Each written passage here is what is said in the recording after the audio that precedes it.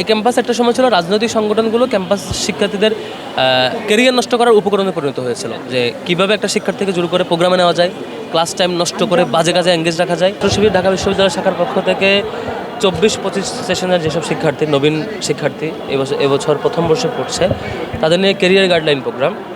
আমাদের জায়গায় অবজারভেশন ছিল একটা জায়গায় সবাইকে নিয়ে এসে কমন আলোচনা দিয়ে ক্যারিয়ার গাইডলাইন করা কঠিন, ক্যারিয়ার গাইডেন্স দেওয়াটা কঠিন, কারণ কেউ বিজ্ঞানের স্টুডেন্ট, কেউ কমার্সের স্টুডেন্ট, কেউ আর্টস বা সোশ্যাল সায়েন্সের স্টুডেন্ট। সেই দিক বিবেচনায় আমরা 3টা স্লটে ভাগ করেছি। এখানে সকালবেলা হয়েছে কলা এবং সামাজিক বিজ্ঞান অনুষদের, সেখানে চারুকলা, অন্যান্য ইনস্টিটিউট সংশ্লিষ্ট আইইআর, সমাজ কল্যাণ, আরও আদার্স সেগুলো ইনক্লুডেড। দুপুর 2টায় হবে সায়েন্সের, সেখানে সায়েন্সের সকল ডিপার্টমেন্ট ইনক্লুডেড থাকবে। তারপরে সন্ধ্যা 6টায় হবে আমাদের এফবিএসের শিক্ষার্থীদের নিয়ে, যেখানে আইবিএ সহ ইনক্লুডেড থাকবে। যেমন সকালবেলাও আমাদের যে ফরম্যাটটা ছিল, সেখানে আমাদের গেস্ট ছিল প্যানেলিস্টদের পক্ষ থেকে আলোচনায় প্রথম প্যানেলিস্টরা শিক্ষার্থীদের উদ্দেশ্যে কমন যে গাইডেন্স দেওয়া দরকার সেটা দিয়েছে। সেই সাপেক্ষে প্রায় ঘন্টার বেশি সময় নিয়ে প্রশ্নোত্তর পর্ব ছিল। শিক্ষার্থীরা তাদের একাডেমিক যেসব জায়গাগুলো কমপ্লেক্সিটি ফেস করছেন ইউনিভার্সিটি লাইফের, সবগুলো বিষয় নিয়ে কোয়েশ্চেন করেছেন, সেই প্রশ্নগুলো উত্তর দেওয়া হয়েছে। এটা প্যানেল ডিসকাশন ছিল। তারপরে ক্যাম্পাস অপরচুনিটি নিয়ে আমাদের ডিসকাশন ছিল, ক্যাম্পাসে কত রকমের ফ্যাসিলিটিস আমরা পাই, সেদিক থেকে সেই আলাপ নিয়ে একটা প্রেজেন্টেশন ছিল।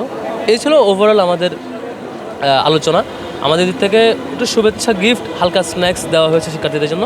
মূলত আমাদের ফোকাস হচ্ছে শিক্ষার্থীদেরকে আগামী 5 বছর কেমন করে কাটালে ভালো একটা ক্যারিয়ার গড়তে পারবে, এই ক্যাম্পাসটা স্বপ্নের ক্যাম্পাসের রূপ নেবে, আমার নিজের জীবনটা স্বপ্নের ক্যারিয়ার গড়ার মধ্যে দিয়ে কাটাতে পারবো, সেরকম একটা আলোচনা এখানে করার আমরা চেষ্টা করেছি।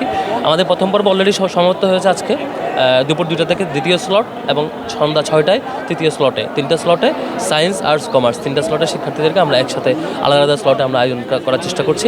আমাদের থেকে চেষ্টা ছিল যে স্ব ফিল্ডে ভালো লেভেলে ভালো ক্যারিয়ার ডেভেলপ করছেন এমন প্যানেলিস্টদেরকে নিয়ে এসে সেই আলোচনায় শিক্ষার্থীদের মুখোমুখি করানো, তাদের এক্সপিরিয়েন্সগুলো জানান দেওয়া, এবং আর ছাত্র শিবিরের জায়গা থেকে আমাদের চেষ্টা ছিল যে এটা জারি রাখা। আর সামনে আমরা চেষ্টা করব এরপর দ্বিতীয় তৃতীয় বর্ষ যারা যখন উঠবেন বর্ণ শিক্ষার্থী, তাদের সেই ইয়ার অনুযায়ী ক্যারিয়ার গাইডলাইন কীভাবে আয়োজন করা যায় সেই চেষ্টা আমাদের অব্যাহত থাকবে।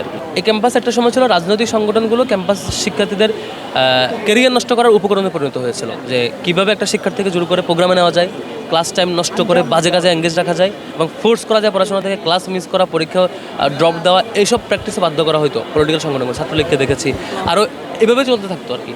তো শিক্ষার্থীদেরকে উল্টো ক্যারিয়ার গাইডেন্স প্রোগ্রাম দেওয়া এবং এভাবে ভালো রিসোর্স পার্সনকে নিয়ে এসে এরকম মোটিভেশন দেওয়া, যেটা আমার দলের প্রশংসা, দলের লোক বৃদ্ধির কাজ না হয়ে শিক্ষার্থীদেরকে আমার রিসোর্সকে কানেক্ট করে তাদেরকে ক্যাপেবল করে তোলার যে চেষ্টা, সেইটা সব সংগঠনে থাকা উচিত। আমরা মাত্র শুরু করেছি। আজকে দেখেছেন যে সকালের স্লটে আমরা অডিটোরিয়ামে জায়গা দিতে পারি নাই, প্লাস্টিকের চেয়ার দিয়ে এক্সট্রা জায়গা করতে হয়েছে, তাও দিতে পারি নাই। সিঁড়িতে দাঁড়িয়ে বাইরের জায়গায়, দরজায়, অন্যান্য জায়গায় দাঁড়িয়ে সেশন উপভোগ করছে শিক্ষার্থীরা। আমরা সবাইকে জায়গা দিতে পারলে ভালো হতো। এর চেয়ে বড় অডিটোরিয়াম ক্যাম্পাসে নাই, যেটুকু সম্ভব আমরা চেষ্টা করেছি জায়গা দেওয়ার। সামনে আরও বড় পরিসরে চেষ্টা করবো ইনশাআল্লাহ। প্রথম বর্ষে বহু শিক্ষার্থী ঝরে পড়ছে, প্রথম বর্ষে বহু শিক্ষার্থী ট্র্যাক আউট হয়েছে, প্রথম বর্ষে যাওয়ার পর বহু শিক্ষার্থী হতাশ হয়ে ব্যবসা বাণিজ্য এটা সেটা বিভিন্ন ক্ষেত্রে জড়ায় পড়ছে। অথবা প্রথম বর্ষে বহু শিক্ষার্থী বুঝেই নাই 1 বছর কেমনে কাটাতে হবে, সে একটা ওভার হাইপ একটা লাইফ লিড করে চলে গেছে, পরে গিয়ে হতাশ হতে হয়েছে।